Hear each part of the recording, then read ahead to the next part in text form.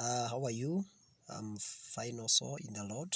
I'm happy that God is doing something great in my life and I'm enjoying His grace in the land of the living. Now, I greet you all and I welcome you to a quick nuggets sharing about the fears of life. Now, there is something about people and a human being. The first thing about every person in this world is that there is something that triggers our heart and our minds that is called fear. Fear is something that is a recurrent issue and a matter in the lives of many people. Whether you are a believer or not, whether you love Jesus or not, whether you are born again or not, there is always fear. There is always fear that can trigger you to do things or even to approach things. Most of the people have been delayed. Most of people have been in a position of lack because of the word fear. Fear is a word that is used by the enemy to kill faith. If God has given us faith, then the devil has to give us something that will fight faith. And one thing that fights faith is fear.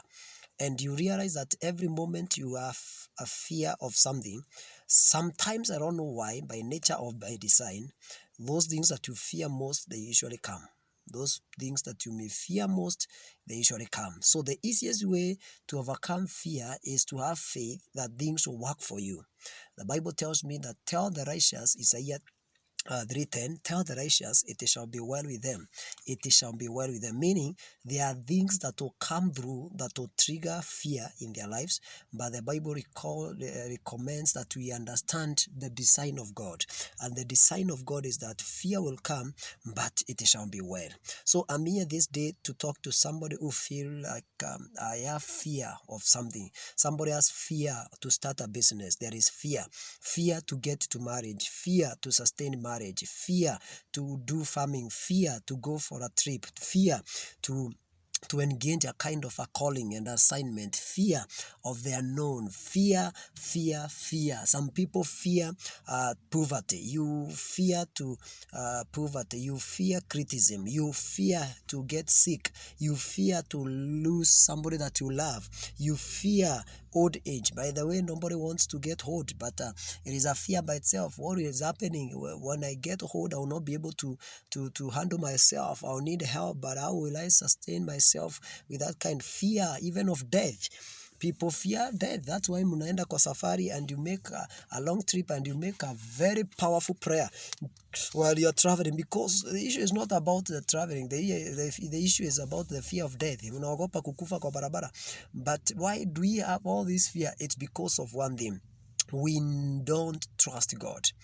If you want to avoid fear, if you want to defeat fear, you need to trust God. I'm here to remind somebody, God can be trusted. God can be trusted. I tell you 100% without shadow of doubt, without compromise, without fear, I can tell you for a matter of fact, you can trust God. If money are not coming through, you can trust God for provision.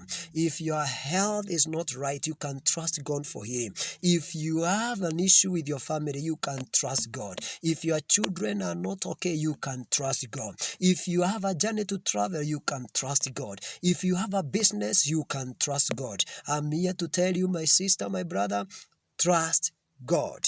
When you trust God, fear will be a thing of the past. So be encouraged this day. Be of good cheer. Be of good hope that you can trust God.